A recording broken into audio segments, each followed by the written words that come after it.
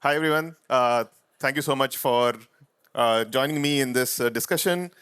I'm Rajesh, as you know, and I've been obsessed with solving difficult problems for the last 2 decades. Most of these companies that you see, some you are familiar with, some you are not, have been extremely successful, mostly in India, but they all started with really trying to understand the core insight, trying to solve for the core user problem.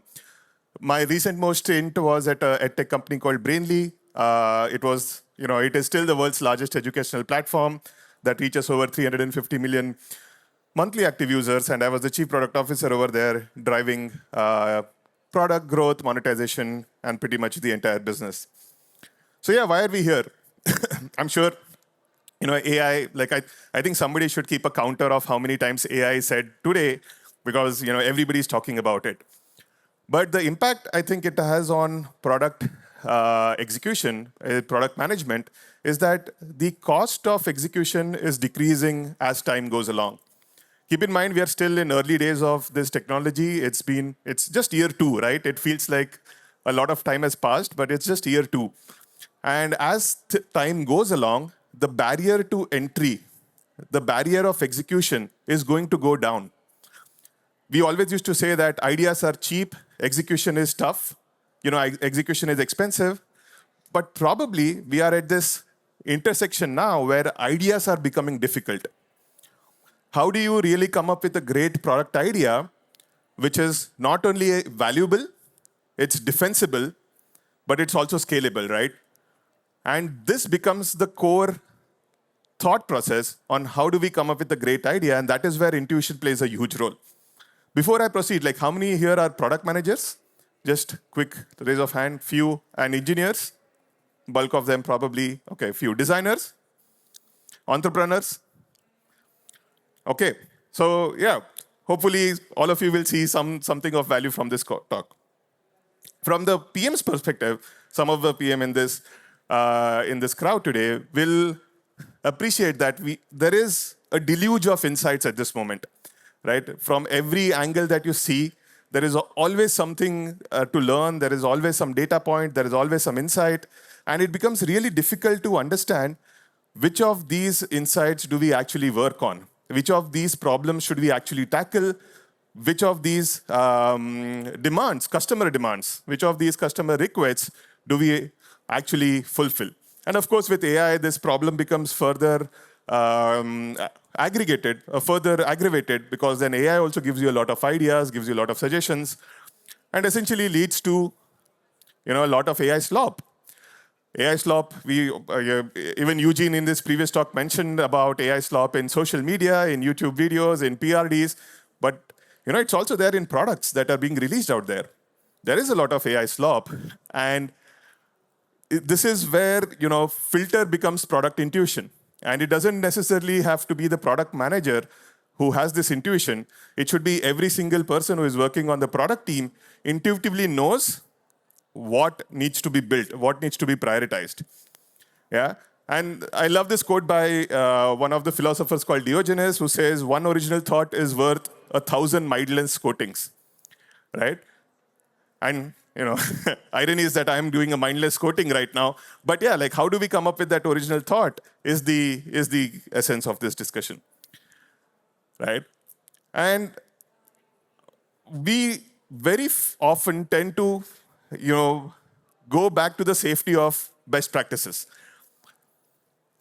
There is a lot of focus on processes. There is a lot of focus on what steps or do I follow? What are the best practices? What is everybody else saying? But very little on really driving differentiation and innovation. And a bunch of that also happens because we love best practices because it provides us safety. Like if you follow the process, if you follow what everybody else is doing, you can always say that, hey, it's fine. Like I followed the process, we did not see the result, but that's all right, right? But at this moment, like following best practices that were probably set 10, 15, 20 years ago is definitely not going to help any product teams or any teams in general. And now is the time to really think about how do we really differentiate and how do we deviate from the processes that have been set for many years. Another quote, if you don't know what port you are sailing to, no wind is favorable. And no process is going to help you, no execution of speed is going to help you if you do not know where you want to go. And where you want to go is what drives amazing products, right?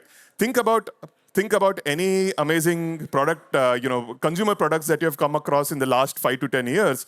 Most of them have been built because of a genuine insight that the founder had, a genuine insight that somebody in their team had, and that led to great products, that led to great experiences, that led to great businesses. And in general, what we are trying to drive is what is called the impact, right? The impact that you want to drive. And not to say that best practices execution speed is not important.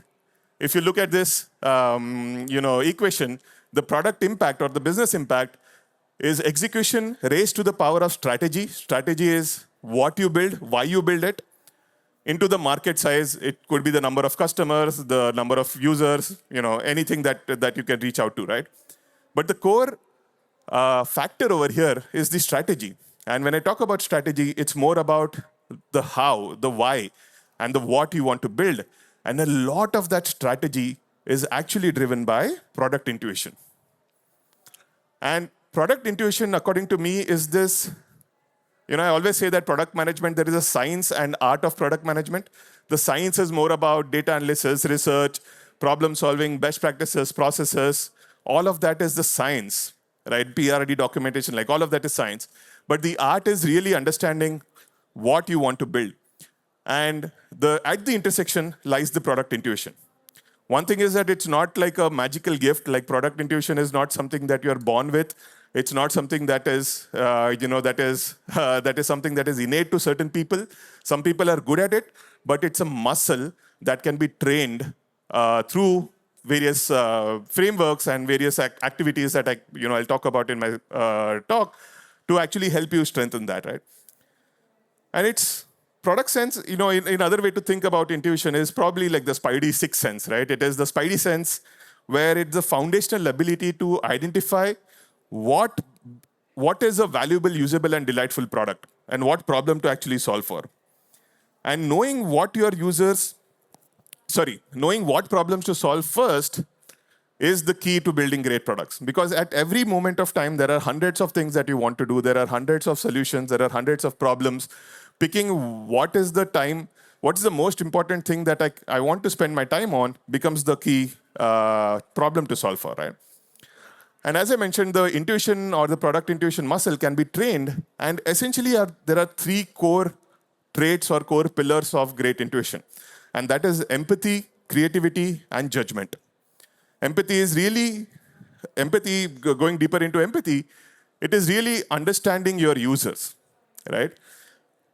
Ever so often, there is this tendency to actually outsource empathy to either product managers or researchers or designers. And this is not something that all of us intuitively feel.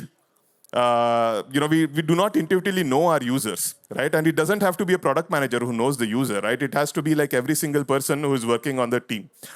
And one example I can give you is at a previous company in India, I used to work for a company called Redbus. It was a bus ticketing aggregator. And the way we built empathy is that every weekend we would go to the bus stop and just observe the users. You could smell the diesel. You could see the anxiety on their face. Where is the bus? Do I need to carry water? Do I have to pack food? This empathy, like this feeling of anxiety, cannot be communicated through data. I could have looked at hundreds of surveys, but the anxiety that I saw in those users led us to build one of the most successful products in India, which had like multi-million-dollar exit, and it's now like $1 billion business. But the core insight there was going to that bus stands every weekend from 6 to 10 p.m. in the night and looking at those users and seeing what they feel. So this user empathy becomes like absolutely critical. By the way, it was not just product managers. It was engineers, it was designers, it was operations managers, it was marketeers. All of us would go to these bus stands to really see what's happening over there. And this is a great way to actually build empathy. Some techniques, of course, is to really do deep listening. So I'll talk about some examples that I did at my other company. So this is an example of empathy activity that we did at a company called Zoomcar. And again, all the names that you see is everybody. Like it's not just product managers, it's engineers, designers, everybody who is part of this team. And we would have like each task uh, that is like different tasks that you can do to understand your users better. So it could be like Zoomcar, by the way, is a car rental company. So you could be a customer support. You could take some calls. You could be at the fleet. You could be at the ground. You could shadow a customer. Like you could do various activities to understand the user better. This was a great activity we would do once every month, and at the end of the month, all of us would share insights, all of us would share our own experiences, and that, in general, gave us a better, well-rounded view of the user, and we were able to build better empathy and better understanding of our users. Sorry. Oops. Okay, there is some photos missing over here, but another activity that we did at Brainly was essentially calling students. Now, the challenge with Brainly is that at the end of the day, we are building for Gen Z and Gen Alpha. So there are like 3 generations gap between us and the generation that we're building for. So it was really important to understand a lot more about this user segment. Like how do they talk? How do they communicate? How do they collaborate? How do they break down activities and so on and so forth? So at Brainly, we would call students to our office and ask them to do a project, like a live project, and ask them to solve for some problems or collaborate on some activity, and that would give us a lot of insights on how these students are tackling this problem. This customer journey map is also a great way to understand users and focus, and of course, focusing more on the emotions of your product, of your experience, like going through each flow and understanding like what does the user feel at each flow is also a great way to build empathy and insight. And last but not the least is that it's not just one source, right? It's really important to build a 360-degree view of the user, and any one of these sources can help you understand more about the users. And again, like it's not important only for the product manager to do it. Product managers can help you really summarize all of this information and share it with you. But it is important to always keep an eye and ear open. For example, on Twitter, I would always have alerts on my brand name. I would set up Google alerts, again, to see what's happening. Like all of this will give a lot of insights. You could also set up a Slack channel with App Store reviews, user feedback, emails, just to give you a lot of information and data about what the users are saying. The second important, that was empathy, right? And empathy is very, very important to understand the user. But then the second aspect or the second trait of product intuition is creativity. So how do you come up with creative solutions? How do you come up with unique solutions? Which is important, like it needs to be differentiated from the competition. It needs to be something that is defensible, that is scalable. Like all of these problems exist. So the couple of main things that I want to highlight over here is that, again, creativity can be strengthened. It can, quantity leads to quality. And here I have an example of an artist who wanted to become better at drawing. So the activity that this artist started to do is to draw ducks every day for 100 days. So the first 15 or 20 days, like it was, basic ducks, that was the standard perspective, nothing creative, nothing unique. But day 17 or 18 onwards is when the creativity actually started to kick in, and the designer, the artist had different perspective and a unique take of drawing ducks. And that I feel is the core tenet of creativity. It's a matter of repeatability. It's a matter of consistency and doing it over and over again to come up with a great solution. Another important point that I want to highlight is the 10x thinking. More often than not, we are always experimenting 2 variants that are very similar to each other. So for instance, if there is a pricing experiment, the product manager or the team will probably recommend, let's test out $9.99 or $10, or let's test out $11 or $15, so on and so forth. But what I recommend my teams is to actually, instead of doing A/B testing, can we think of AJ testing, where we test 2 drastically different approaches. So going back to the pricing example, is it possible to test $1 and $100 variants just to break the shackles of our, that we built around our thinking, and to think extreme. Like, what value do I need to add to my users to be actually be able to charge $100 for them, right? Or what needs to work if I'm charging $1? So AJ testing is another great way to break the shackles and enable you to think creatively and not to be bogged down by preconceived notions or by preconceived assumptions. One great exercise that I love to do, that I think all of us should be doing, is this concept of product teardown. So product teardown is a great way to take an existing product and ask these questions about that product that you're seeing, that helps you get a better understanding of the thinking behind this team, right? So for instance, I was looking at which is the most popular app in Poland right now, and it's Gemini.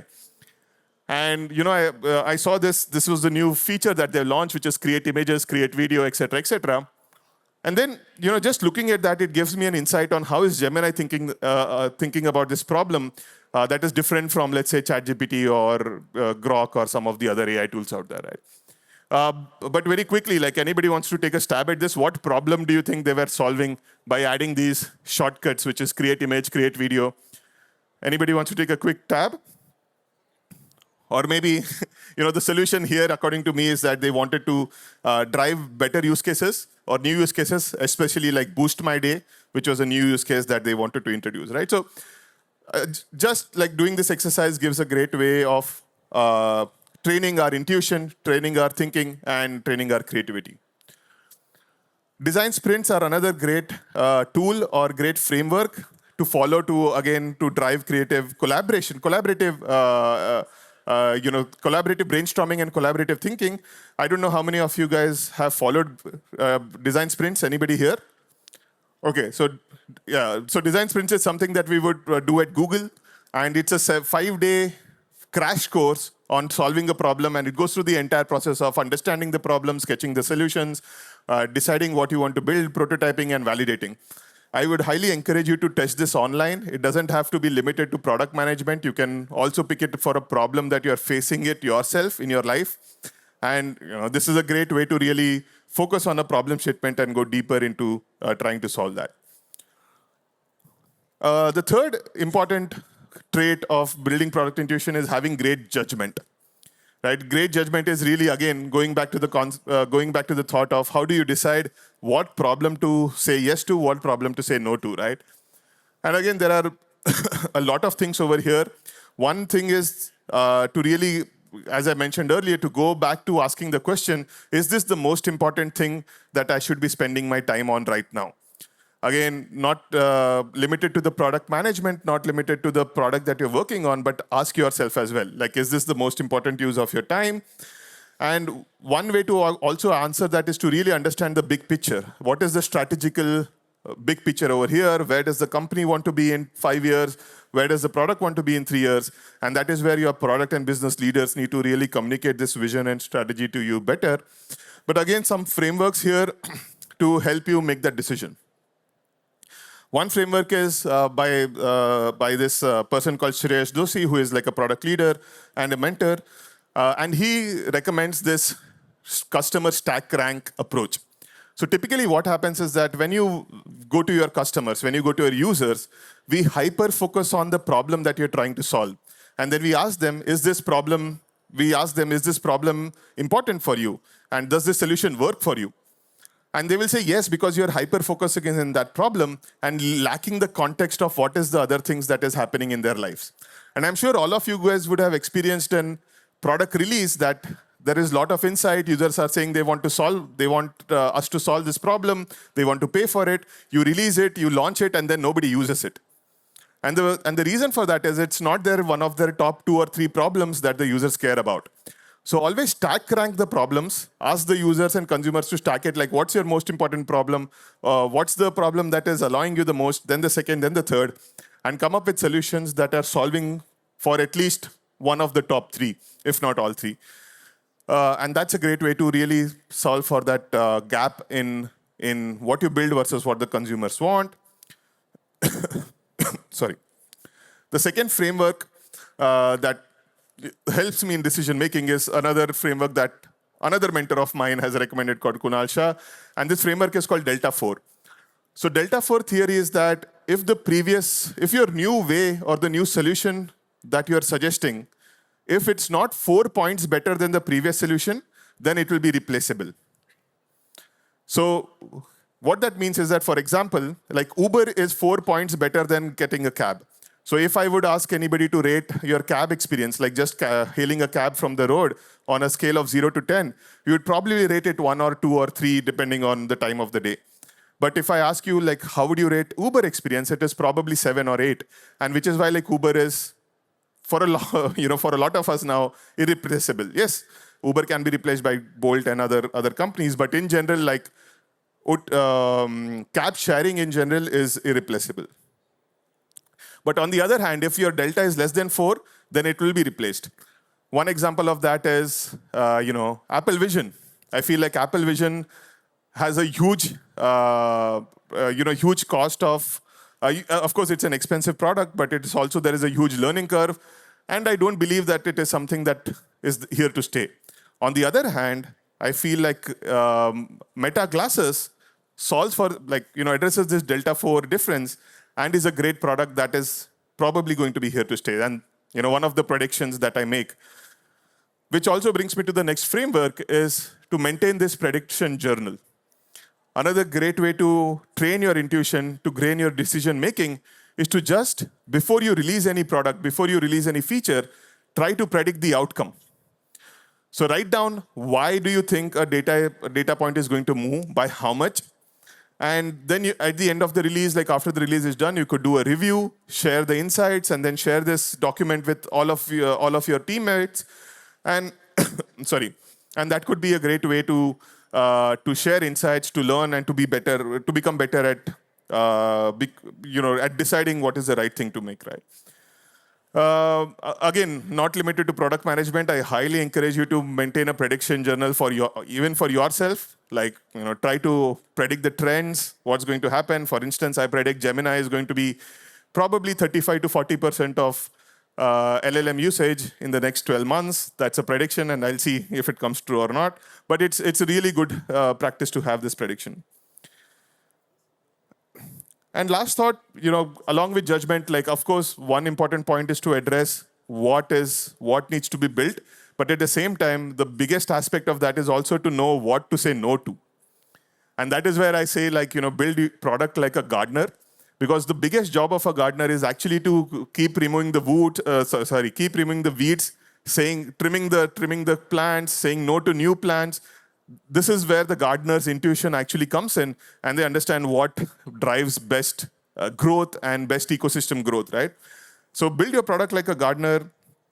Great products are defined by what you cut, what you say no to, and not what you build. So keep that in mind, and just focus on what is it that you can cut, and that will help you get better clarity on what you want to build, right? So to summarize, product intuition is about training empathy. So feel what the users feel, know your users. They're not just a data point, they're real people, and it's important to really know these users. Spark creativity. So connect the unconnected, do some activities that will help you to step out of your comfort zone and to think creatively, and then sharpen your judgment. So pick the winning bet. And some things that I would highly encourage you to do at the end of this week or next week is to run one empathy touch point. Pick anything like sit on a customer call, talk to a user, anything that allows you to understand your customer better. Do a product breakdown of a competitor to start off with, to get a better sense of the industry, to get a better sense of what's happening. Start a prediction journal, and then prune one thing that you identify as low impact or low value from your roadmap, from your wish list.